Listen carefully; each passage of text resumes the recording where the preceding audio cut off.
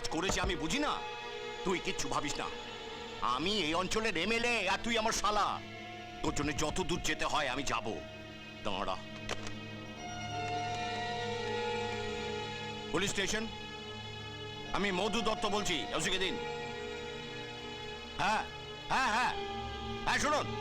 হ্যাঁ হ্যাঁ, কাল রাত্রে সমস্ত পুড়িয়ে দিয়েছে। সবই তো জানেন দেখছি, কিন্তু আমি জানতে চাইছি এখনো পর্যন্ত স্টেপ নেননি কেন? আমি কোনো কথা শুনতে চাই না। I want action, police action, immediately. হ্যাঁ, ভাবিস না, আজ রাতেই সব ছেকে তুলে নিচ্ছি।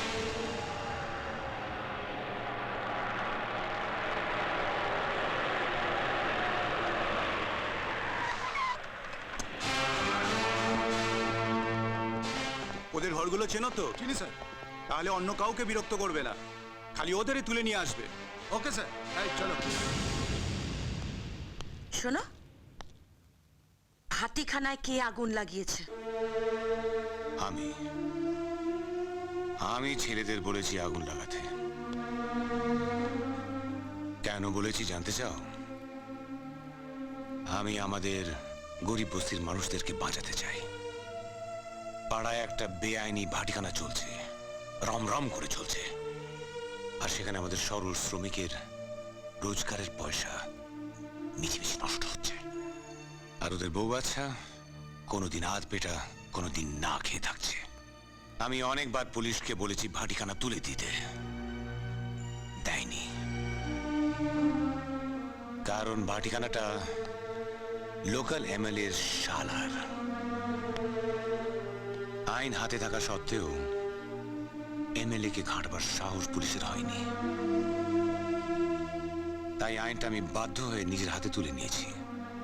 ওই বস্তির মেয়ের আমার কাছে এসে বলেছিল, দাদা ওই ভাটিখানাটা তুলে দিন। দিয়েছি।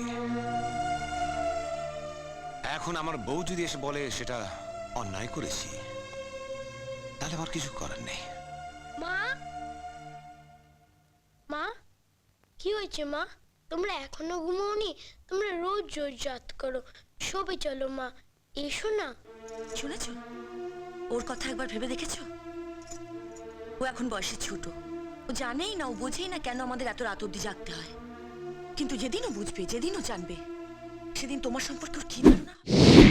স্বপ্নে দেখা স্বপ্ন পরি, হাসি তার যোজনা মায়াবী, হরিণী চোখে তার মোহিনী যে দৃষ্টি, দু চোখে আমার ভাসে তারই ছবি।